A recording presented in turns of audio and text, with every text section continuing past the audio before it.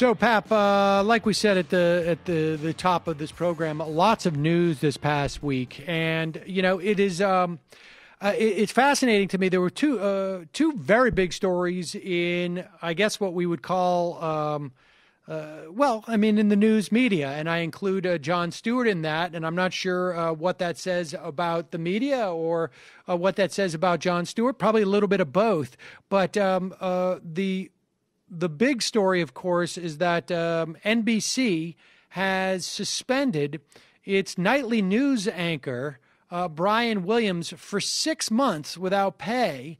This is following the revelations of his fake claims as to being shot at by RPGs while in a helicopter. Okay, now, Sam, just so people get this story a little bit clearer. This isn't where there was anything equivocal. It wasn't like, well, gee, maybe I misspoke. If you listen to what he had it down to details. The rocket crashed into the right side of the helicopter. The helicopter went into a spin. The smoke started all around me. I couldn't breathe. There's nothing equivocal about this. And the spooky thing is now you're seeing NBC doing what they're supposed to do, and that's to investigate other stories like that. Look, there's some type. This isn't just a minor issue. First of all, would we ever see Walter Cronkite with a story like this? Would we ever see Huntley Brinkley? Would we ever see Morrow? Of course not. This is a pathology that's a little scary here. This is very scary to me because this is the guy, talking to 15, 16 million people a night, about what's the news of the day. But this is a pathology. We're not just talking about, gee, I got it wrong. He made up the story. And now it's clear there are other stories he might have been involved with. This is serious stuff, man. It is. I got to say, though, on some level, on one hand, we're talking about the pathology of one guy who is looking back on stories and exaggerating his role for whatever reason. Obviously, he wants it. It makes him feel good to think that he was in that situation. It shows sort of the mentality of what happens when you get embedded in those situations. You begin to identify with the soldiers that you're ostensibly covering. Yeah, but Sam, I'd like to be the greatest saxophone player in the world, but I never played with Charlie Parker. I never, that's the equivalent of me saying, and in my mind, Pap, you're really great jazz saxophone. Oh yeah, well I played with Charlie Parker.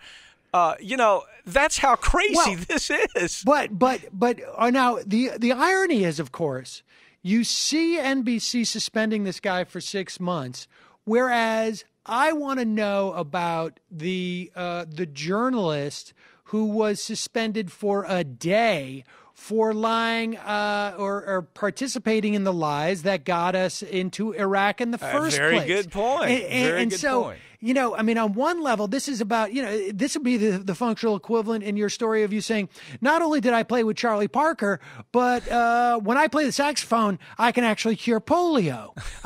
That is a lie that then begins to implicate other people. Yeah, okay. And so that's what yes. And look, this guy delivered the nightly news, Sam. Well, that's this the other is a guy who's understand. This is a guy with. You remember him with MSNBC? You remember with MSNBC when every night was, oh my God, I can't believe what Bill Clinton did. This is going to be terrible for my children. This is the image of the president. Don't you remember all this crazy talk? And all of a sudden, next thing he's anchoring the damn news. Well, he was like a right-wing hack. If you think back, he was MSNBC's right-wing hack. He was there during the time that they got rid of Phil Donahue and they had Mike Savage on the air, and they bring in these right-wing hacks. And this guy just migrates from there to doing the friggin' nightly news. This is a big story in the sense that how do news people, I understand producers working all around him. How do those producers that are supposed to be the people getting the news not know that the guy that's been on the nightly news for years has been made up this fantasy pathological lie? Yeah, I mean but here's the other part about that that's sort of interesting is that you said would Walter Cronkite survive something like this? Of course not. He'd never get himself in that situation.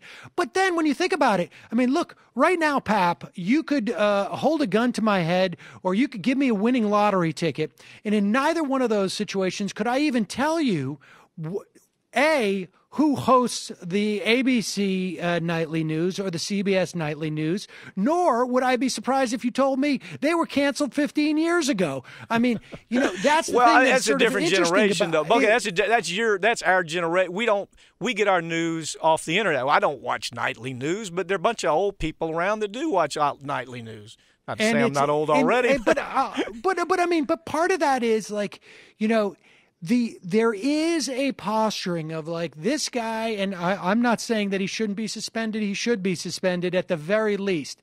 But there are more prominent psychological lies. Problems, yes, it's Sam. true. He needs but there are more counseling. prominent lies that this media propagates. Oh, look, hey, how about the lies the lies that you're right. The Iraq was, all of them were telling lies. Every single damn one of them on the nightly news was telling a lie. They knew it was a lie. New York Times was telling a lie.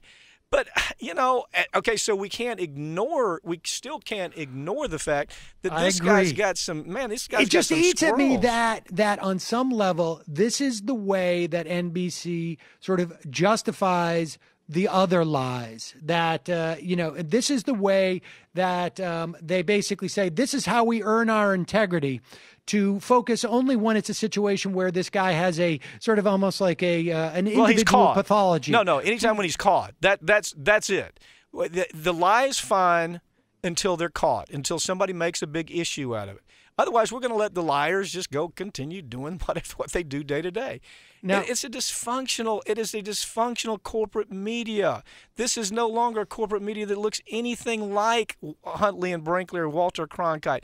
My God, it is something that's barely recognizable as a news source anymore, Sam.